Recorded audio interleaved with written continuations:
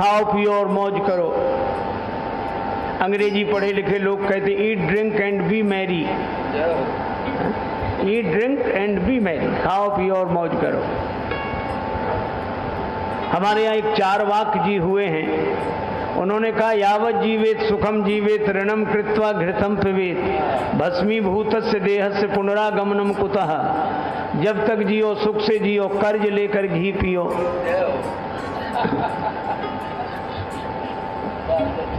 एक दिन मर जाओगे, शरीर जल जाएगा, कौन आता है कौन जाता है।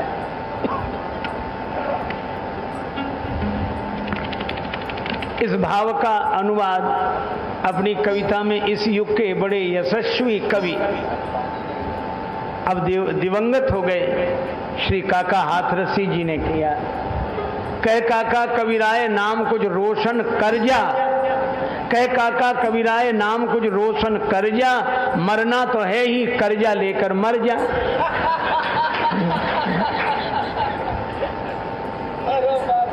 हाँ बोलो, यही जिंदगी रह गई, खाओ पियो मौज करो बस।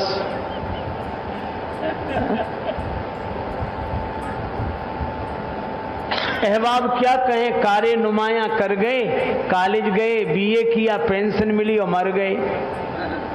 यह जिंदगी नहीं है। काबिल ऐसे हुए कि घर का मुंह न देखा, कटी उम्र होटलों में मरे अस्पताल जाकर। अरे जिंदगी में जिंदगी का राज पाना चाहिए, जिंदगी में जिंदगी को मुस्कुराना चाहिए, और जिंदगी में जिंदगी की शर्त अगर पूरी न हो तो जिंदगी को जिंदगी से रूठ जाना चाहिए।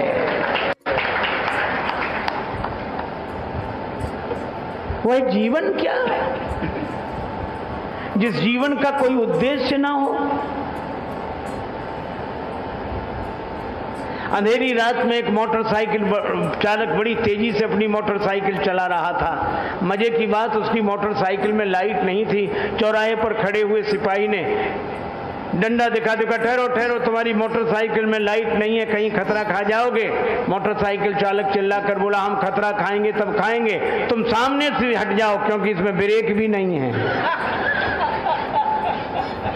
आज हमारी जिंदगी ऐसी ही मोटरसाइकिल हो गई है, न ज्ञान का प्रकाश न संयम का ब्रेक।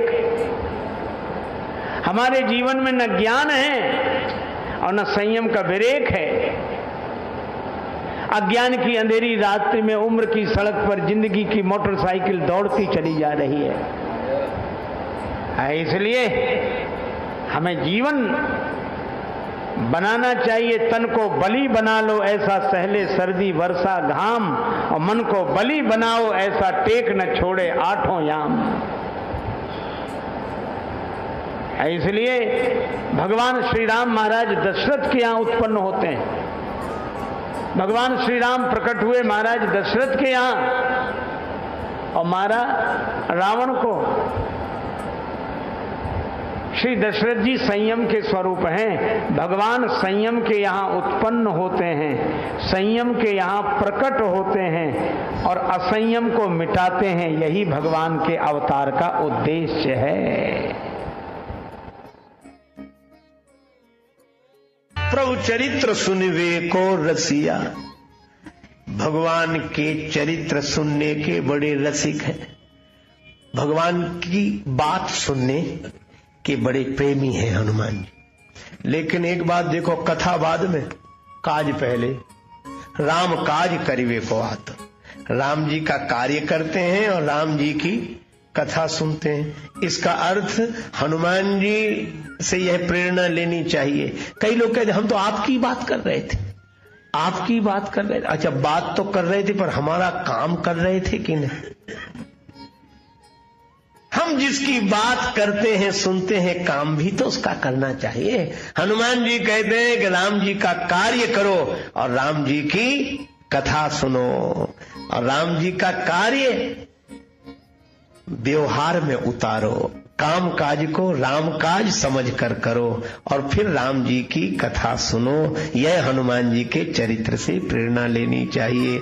हनुमान जी रामचरित सुनबे को रसिया, इतने रसिक हैं कि राम कथा हो रही हो उस समय हनुमान जी बोलते नहीं, अच्छा बोलो, हनुमान जी के कारण ही हम सब लोग बोलते हैं, है ना?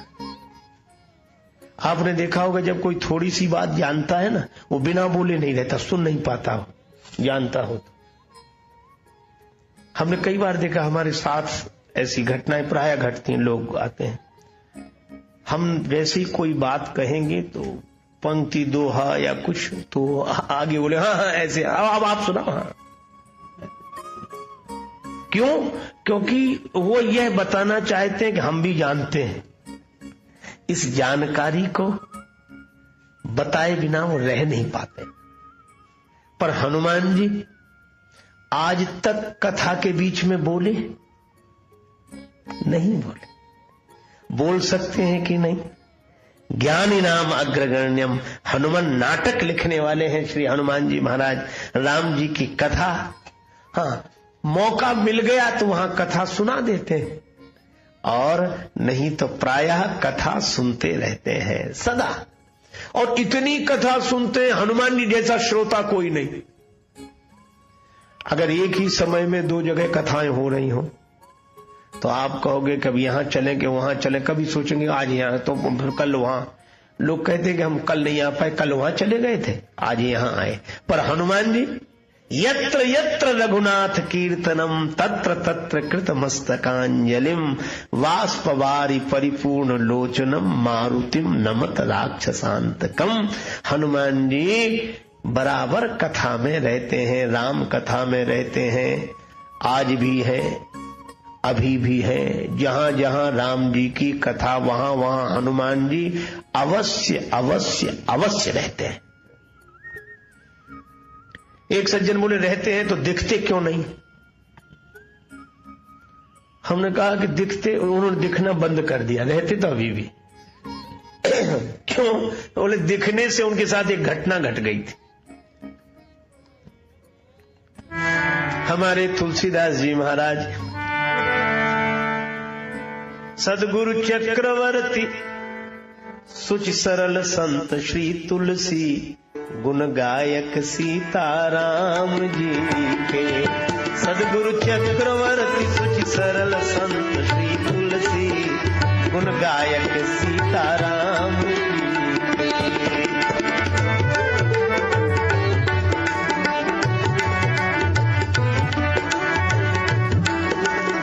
उनके जीवन में एक घटना घटी।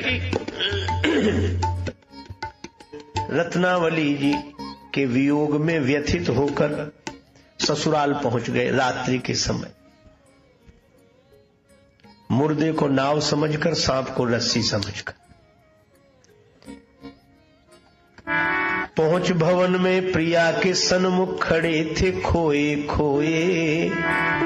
रत्ना बोली मैं तो जागी, आप अभी तक सोए। त्यागो काम राम की भक्ति करो निर्मल सी गुण गायक सीताराम जी के। सदगुरु चक्रवर्ती सुच सरल संत श्री तुलसी गुण गायक सीताराम जी के। नेत्रों में प्रेम जल भर आया। रत्नावली जी को हाथ जोड़कर प्रणाम किया। तुमने ज्ञान दिया है, भगवान से जोड़ा है, धन्य हो तुम। और सचमुच रत्नावली माता की बड़ी महिमा। तुलसीदास की पुण्य जयंती जग प्रतिवर्ष मनाता, पर तपस्वनी रत्नावली पर कौन प्रसून चढ़ाता। रामायण के अमर प्रणयिता को मिल श्रद्धा सुमन चढ़ाओ, पर रत्ना के अमर त्याग को याद करो तुम भूल न जाओ। वह नारी कितनी महान थी जिसने प्रणयी संत बनाया, और यौवन की अनुपम बगिया में असमय ही पतझार बुलाया। ये रत्नावली माता। और तुलसीदास जी ने रत्नावली माता के वाक्य को परम प्रमाण मानकर प्रस्थान कर दिया प्रभु प्राप्ति की दिशा में। पर इसका अन्यथा अर्थ भी लोग लेते। एक बोले तुलसीदास तो कुछ नहीं थे, वो तो पत्नी ने फटकार दिया सो महात्मा हो गए, बाकी कुछ नहीं थे, कुछ नहीं। एक भी सज्जन ने बड़ी अच्छी बात कही। उन्होंने कहा कि रत्नावली माता की महिमा कम नहीं है, लेकिन इसका यह अर्थ नहीं कि तुलसीदास कुछ नहीं थे। बोले हाँ कुछ नहीं थे, वो तो पत्नी के फटकारने से तुलसीदास हुए। वो सज्जन बोले कि अगर पत्नी के फटकारने से ही कोई तुलसीदास बनता तो आज घर घर में तुलसीदास होते। कहाँ किसी फटकार नहीं मिलती, कहाँ झगड़ा कलह क्लेश नहीं होती। अरे दिए में तेल हो, बत्ती हो, माचिस की एक तीली काफी है, दिया जल जाता है। और जिसमें न तेल है न बत्ती है, पूरी माचिस की तीलियां रगड़ डालो, क्या होने वाला। तो तुलसीदास जी तो ऐसे कि एक वाक्य में मुड़ गए और भगवान से जुड़ गए। अब राम दरस बिन पड़े न चैना, नैना लागे बरसन। रोते रोते तुलसीदास जी चल दिए, भगवान कब मिलोगे, कब मिलोगे प्रभु। किस ओर चल दिए हैं, किस ओर जाते जाते जग में भटक गए हैं, तेरे दर पे आते आते। भगवान कृपा करो, कृपा करो। रोए जा रहे हैं, रोए जा रहे हैं।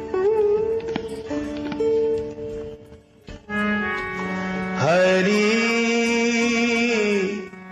दर्शन की प्यासी आँखियाँ, हरि दर्शन की प्यासी। देखो चाह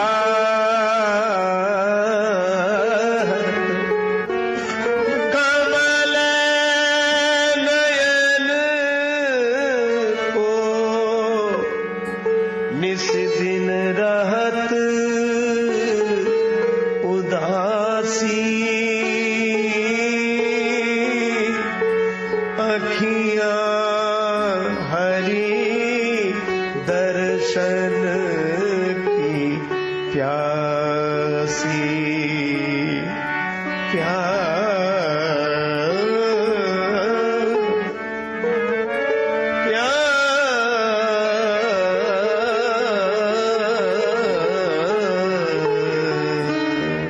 रोए जा रहे हैं तुलसीदास जी, हरि दर्शन की प्यासी। एक दिन इसी भावावेश में निकले, कमंडल में थोड़ा सा जल था, तुम्बे का पात्र कमंडल, वही गए एक वृक्ष में डाल दिया शेष जल। उस वृक्ष में कोई प्रेत रहता था, उसको वह जल मिल गया। प्रेत बड़ा प्रसन्न हुआ। प्रेत ने कहा कि तुमने हमारी प्यास बुझाई है, भगवान तुम्हारी प्यास बुझाए। तुमने हमारी प्यास बुझाई है, भगवान तुम्हारी प्यास बुझाए।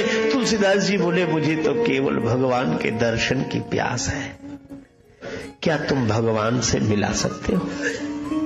वरदान मांगने के लिए कह रहे हो तो प्रेत, तुम क्या हमें भगवान से मिला सकते हो? प्रेत ने कहा कि भगवान से तो नहीं मिला सकते हैं, पर भगवान से मिलाने वाले से मिला सकते हो। बोले मिला तो नहीं सकते, उनके तो नाम से ही हम भाग जाते हैं। भूत पिशाच निकट नहीं आवे, महावीर जब नाम सुनावे। लेकिन पता बता सकते। हाँ, जो जिससे डरता है उसकी जानकारी भी तो रखता है कि कहां है इस समय। इसलिए भूत प्रेतों को सही जानकारी होती कि हनुमान जी कहां है।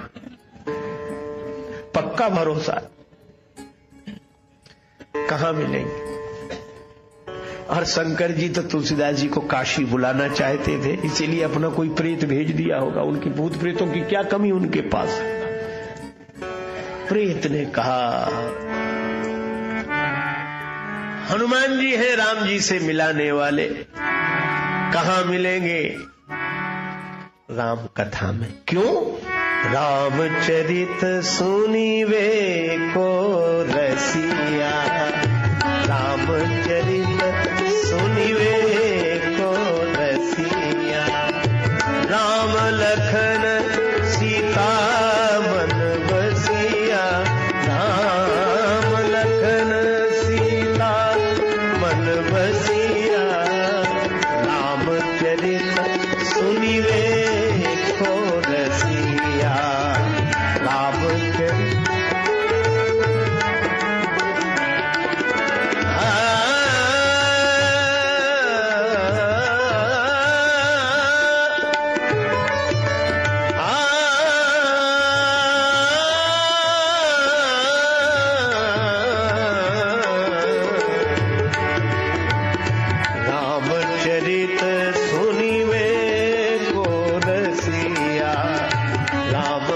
लखन सीता मन बसिया।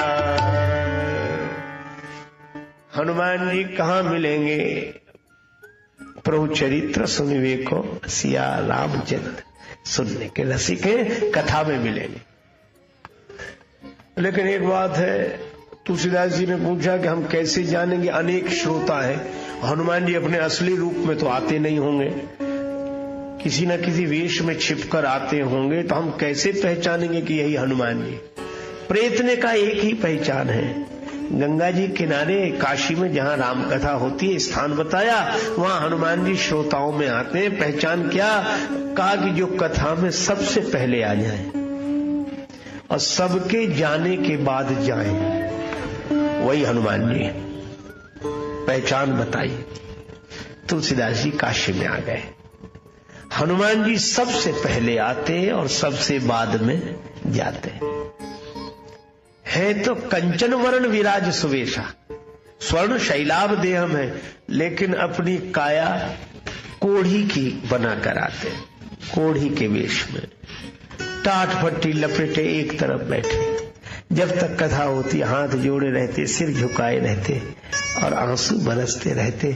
किसी ने कहा कि ये अपने को ऐसा बनाकर हनुमान जी क्यों रखते हैं? हमने कहा इसलिए वे चाहते हैं कि ताकि भगवान की कथा में ध्यान भगवान की तरफ जाए, हमारी तरफ न जाए। तुलसीदास जी समझ गए कि यही होंगे, हमसे पहले आए ये, तो सब चले गए, वो न जाए। तुलसीदास जी से बोले कि जाओ जाओ, कल फिर आना कथा में, जाओ। हनुमान जी बोले ऐसे ही बोले कि जाओ। तुलसीदास जी बोले आप क्यों नहीं जाते? हनुमान जी बोले भैया बूढ़ा आदमी, कोढ़ी शरीर है, तुम दूर रहो और जाओ, हम बाद में ही जा पाएंगे धीरे धीरे। तुलसीदास जी बोले हमें कौन सी जल्दी है, हम आपके बाद चले जाएंगे, बैठे। अब हनुमान जी का तो नियम कि जब तक एक भी श्रोता रहे तब तक वो जाए नहीं। अब हनुमान जी भी बुरे फंसे, कहने लगे भैया जाओ, अब जाओ। तुलसीदास जी बोले कहां जाना है? हाँ तो बताओ कहां जाना है, हम ठिकाना बता दें। हनुमान जी ने कहा, तुलसीदास जी बोले बस जहां जाना था वहां हम आ गए हैं, अब वहां से नहीं जाना चाहते, ठिकाना तो यही है। हनुमान जी बोले कैसी बातें कर रहे हो, कौन हो तुम? तुलसीदास जी बोले हम जो है सो है, पर आप कौन है? हनुमान जी बोले देख नहीं रहे हो? तुलसीदास जी बोले यही तो रोना है कि जो आप दिख रहे हैं वो आप हैं नहीं, और जो आप हैं वह आप दिख नहीं रहे हो। अरे किसने बहका दिया तुम्हें, कहां परेशान हो रहे हो? तुलसीदास जी रोने लगे। हनुमान जी के चरणों में सिर रख दिया, कृपा करो कृपा करो। और जब प्रार्थना की तो हनुमान जी प्रकट हो गए और कोढ़ी के रूप में दिखे थे, प्रकट हुए तो कंचन वरण विराज सुवेशा, कानन कुंडल कुंचित केशा। तो हनुमान जी मिले कहां? कथा में। तुलसीदास जी ने कहा राम जी का दर्शन चाहता हूं। तुलसीदास जी की प्रार्थना पर प्रसन्न होकर हनुमान जी ने कहा चित्रकूट चलो, वहां राम जी मिलेंगे। और चित्रकूट में राम जी का दर्शन हनुमान जी ने ही कराया। तो ऐसे हनुमान जी जो सब तरह से समर्थ हो, सारा संसार भगवान के हाथ में, पर भगवान जिनके हाथ में हो, भगवान जिन पर रीझ कर बिक गए हो, ऐसे हनुमान जी को अगर खोजना हो तो कहीं नहीं मिलेंगे। हनुमान जी जब मिलेंगे तब श्री राम कथा में मिलेंगे, क्योंकि प्रभु चरित्र सुनिवे को रसिया, राम लखन सीता मन बसिया। हनुमान जी के मन में ये तीनों रहते हैं, राम जी, लक्ष्मण जी और जानकी जी। आहा। अगर आपको यह वीडियो पसंद आई हो तो हमारे चैनल रामायणी को सब्सक्राइब करें और इस वीडियो को लाइक करिए महाराज जी के लिए। साथियों जय सिया राम। आपने अभी सुना कि ये हास्य प्रसंग आपको अजीब लगता होगा कि हास्य प्रसंग ये क्यों सुनाते हैं, लेकिन मित्रों बिना हास्य के ये जीवन ही नीरस हो जाता है। तो हमें जब हास्य प्रसंग मिलेगा, यानी हास्य रस का प्रयोग करेंगे आप, तो सारी शरीर की आधी से ज्यादा बीमारियां आपकी दूर हो जाती हैं। इसलिए हास्य प्रसंग और हंसना अति आवश्यक है, क्योंकि बहुत सारे लोगों को आप देखें कि वो हास्य लाफिंग क्लब ज्वाइन किए हुए हैं, वहां पैसा खर्च करके हंसने के लिए जाते हैं। तो हमें इन कथाओं के माध्यम से जो मिलेगा ये ज्ञानवर्धक हास्य रस है, इसको सुनना ना भूलें। और इस पर चैनलों पर हमारे जो भी आपको वीडियो जाते दिखें उनको जरूर सुनने का प्रयास करें, क्योंकि हमारे पास हर प्रकार के रस, 6 प्रकार के रस जो हैं, 6 रस आपको यहाँ पर उपलब्ध मिलेंगे। और जो भी कार्यक्रम आपको अच्छा या बुरा जैसा लग रहा है, आप निसंकोच हमको कमेंट के माध्यम से बताएं, जिससे हम उस पर सुधार भी करें और आपकी इच्छा के अनुसार हम आपको कार्यक्रम आपके लिए लेकर के आए। तथा किस प्रकार के प्रसंग आप चाहते हैं, चाहे वो पढ़ने वाले हों या संत महात्मा लाइन के हों, किसी भी व्यक्ति, गृहस्थ के भी व्यक्ति हो या बैरागी हो, कोई भी हो, सभी के लिए रामायण में सारी दवाइयां भरी पड़ी हैं, क्योंकि रामायण महाग्रंथ है। इससे बड़ा कोई ग्रंथ ही नहीं है। जो भी वेद पुराण शास्त्र हैं, इन सबका जनक समझिए इसको, क्योंकि इसमें रामायण को जनक इसलिए समझा जाए कि इसमें अवधी भाषा में और बहुत ही सरल शब्दों में, बहुत आसान तरीके से श्री तुलसीदास जी ने हमारे लिख दिया है। उनको केवल समस्या यह है कि हमें समझना जरूरी है। रामायण जब समझ में आ जाता है तो लगता है कि ये तो हमारे जीवन की अंतःकरण की ही बातें लिखी हुई हैं इसमें, क्योंकि राम का मतलब बहुत बड़ी बात है। रा शब्द बोलने से हमारा मुख खुलता है और माँ शब्द कहने से बंद हो जाता है, यानी खुलना और बंद होना यही दोनों मुख्य है। इसी दोनों के बीच में सारी बातें, सारी चर्चाएं, सारी क्रियाएं हो रही हैं। तो हमको ये समझ करके अपने जीवन को सुधार करने के लिए सबसे बढ़िया ग्रंथ रामायण है। रामायण का भी अध्ययन आप थोड़ा समय निकाल के करें। प्रत्येक दिन यदि रामायण पढ़ेंगे तो निश्चित है कि आपके जीवन में सुधार बहुत जल्द होने वाला है। ऐसा हो जाएगा और आप चाहे जिस लाइन मार्ग पे चल रहे हैं, पढ़ाई, शिक्षा, खेती बाड़ी, किसी कार्य में, वहां आप निश्चित है सफल होंगे। तो साथियों, आपने हमारे पूरे कार्यक्रम को देखा, आपको कैसा लगा हमें कमेंट के माध्यम से जरूर बताने का कष्ट करें। और यदि कोई त्रुटि हो तो उसके लिए क्षमा करें और चैनल को हमारे सब्सक्राइब कर लें। Video like share. धन्यवाद दोस्तों।